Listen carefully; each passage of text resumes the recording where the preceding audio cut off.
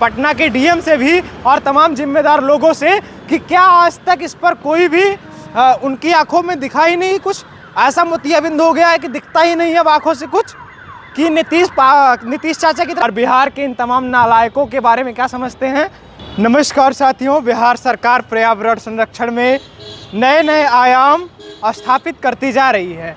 उन्हीं पर्यावरण संरक्षण नियमों का पालन और उसके उद्देश्य को चरितार्थ करने के लिए, साबित करने के लिए बिहार सरकार ने बीच सड़क पर एक पेड़ लगा दिया। बीच सड़क, ये वैली रोड है और इस रोड पर रेलवे ट्रैक के बगल में ही पेड़ लगा दिया। पाटलिपुत्र रेलवे स्टेशन जाता है ये रोड, और इसी रोड पर सूखा पेड़ लगाकर नीतीश कुमार पर्यावरण संरक्षण कर रहे हैं। तमाम उन दावों को जो पर्यावरण से उनको अलग थलग करते हैं, जिनमें कहा जाता है कि वो पर्यावरण के संरक्षक नहीं है, पर्यावरण को नहीं मानते हैं, उनकी उदारवादी नीति नहीं है, पर्यावरण के प्रति वो जागरूक नहीं है, बिल्कुल भी संवेदनाएं नहीं है, वो पगला गए हैं, सटिया गए हैं। ये जो तमाम दावे होते हैं उसको नकारते हुए, उसको धूल दूषित करते हुए नीतीश कुमार ने सड़क पर ये पेड़ लगा दिया है। और ये पेड़ सही मायनों में जो ऑक्सीजन आपको प्रेषित कर रहा है वो बताने की आवश्यकता नहीं है। इतने बड़े पैमाने पर ये ऑक्सीजन प्रेषित कर रहा है कि मुझे खुद भी नहीं समझ में आ रहा है कि इससे ऑक्सीजन लिया कैसे जाए। मैं इस तरफ से आ रहा था और ये जो सेतु है आप देख सकते हैं, काफ़ी प्रभावी सेतु है। इधर रेलवे ट्रेन ट्रैक है और उसके ऊपर से भी गाड़ियाँ चलती हैं। इधर हम लोग गाड़ियों से आ रहे थे तो हमने सोचा कि ये रास्ते में नीतीश बाबू कैसे खड़े हैं पर्यावरण संरक्षण करते हुए। तो फिर हमें समझ में आया कि ये नीतीश बाबू जी की पर्यावरण संरक्षण विचारधारा है, जो वो पर्यावरण संरक्षण करने के लिए दिमाग लगा दिए हैं और इसको रोड पे खड़ा कर दिए हैं। ये साबित करना चाहते हैं नीतीश बाबू कि पर्यावरण संरक्षण के जो तमाम आयाम और कीर्तिमान स्थापित करने चाहिए थे बिहार में, वो हो रहे हैं।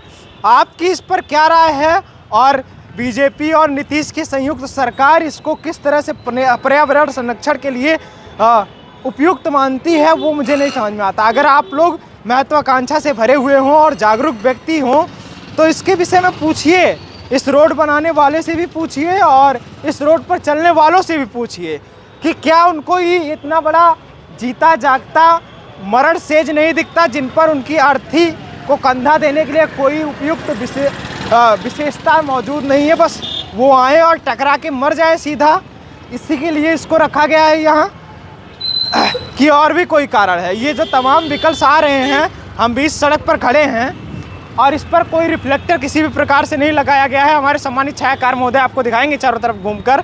इस वृक्ष पर कोई रिफ्लेक्टर नहीं लगाया गया है। तमाम गाड़ियां होती हैं जिनमें लाइटों का अभाव होता है, विकल्प होते हैं जिनमें लाइटें होती ही नहीं हैं, चौड़ी गाड़ियां होती हैं जो इस रोड से आ सकती हैं, बसें होती हैं जिनको तुरंत मुड़ना होता है, इधर से अगर आएँ तो इधर मुड़ना होता है, इधर से आएँगी तो इधर जाना होता है, वो किधर से जाएंगी। इसको किस लिए खंभे की तरह खड़ा किया गया है, इस अगर खड़ा करना ज़रूरी है, ये पर्यावरण संरक्षित वाकई में करता है पर्यावरण संरक्षण, तो इसको रिफ्लेक्टर क्यों नहीं लगाया गया इस पर। और अगर रिफ्लेक्टर नहीं लगाया गया तो इसके लिए जिम्मेदार कौन है। तमाम दूषित मंत्रालयों से भी पूछना चाहता हूँ, बिहार सरकार से भी पूछना चाहता हूँ, तमाम जिम्मेदार कुपोषित अधिकारियों से और पटना के डीएम से भी पूछना चाहता हूँ, किस कुपोषण की मानसिक दशा को यहाँ पर रोड पर चरितार्थ कर रहे हैं आप, वो हमें बताइए। और यहाँ पर अगर किसी की मृत्यु होगी तो उसका जिम्मेदार कौन होगा, संभवतः हो चुकी होगी। और ये कई सालों से पड़ा हुआ पेड़ है, इस पेड़ की स्थिति देखकर आप समझ जाएंगे कि ये आज का सूखा हुआ पेड़ नहीं है, ये कई सालों से सूखा हुआ पेड़ है और कई सालों से इसकी स्थिति यही है। मैं आज समझना चाहता हूँ उन तमाम जिम्मेदार अधिकारियों से भी, पटना के डीएम से भी और तमाम जिम्मेदार लोगों से कि क्या आज तक इस पर कोई भी उनकी आंखों में दिखाई नहीं कुछ, ऐसा मोतियाबिंद हो गया है कि दिखता ही नहीं है अब आंखों से कुछ कि नीतीश चाचा की तरह सबके सब पगला ही गए हैं। एकदम पूरे बिहार भर सारे लोग पगला गए हैं। ये देखिए बड़ी बड़ी गाड़ियाँ इस रोड से आती हैं, गुजरने वालों की संख्या लाखों में है इस रोड पे। अगर हफ्ते जोड़ लिए जाए तो 1 लाख लोग रोज हर हफ्ते यहाँ से गुजरते होंगे अपने व्हीकल लेकर, और उन सब में से किसी को ये नहीं दिखा, और उन सब में से कोई बुद्धिजीवी नहीं था, कोई अधिकारी नहीं था। और हमें नहीं समझ में आ रहा है कि ये क्यों यहाँ खड़ा है, लेकिन हम इसकी शिकायत उच्च अधिकारियों तक करेंगे, उनको बताएंगे कि ये किसके लिए खड़ा किया गया है, उनसे पूछेंगे किस लिए खड़ा किया गया है। सम्मानित छायाकार महोदय, इसको अच्छे से पीछे से दिखा दीजिए जिससे लोग समझ पाएँ कि ये कितना अच्छा पर्यावरण प्रेषित करता है, हमें उपयुक्त ऑक्सीजन देता है, हमारे लिए ऑक्सीजन देने का काम करता है। बाकी आप इस विशेषता के बारे में क्या समझते हैं और बिहार के इन तमाम नालायकों के बारे में क्या समझते हैं, अपनी राय कमेंट बॉक्स में ज़रूर दें। अपनी राय कमेंट बॉक्स में ज़रूर दें। विनम्रता भरा मेरा प्रणाम स्वीकार करिए। मैं गौरव विनायक हूँ, आप नेटवर्क भारत देख रहे थे। धन्यवाद।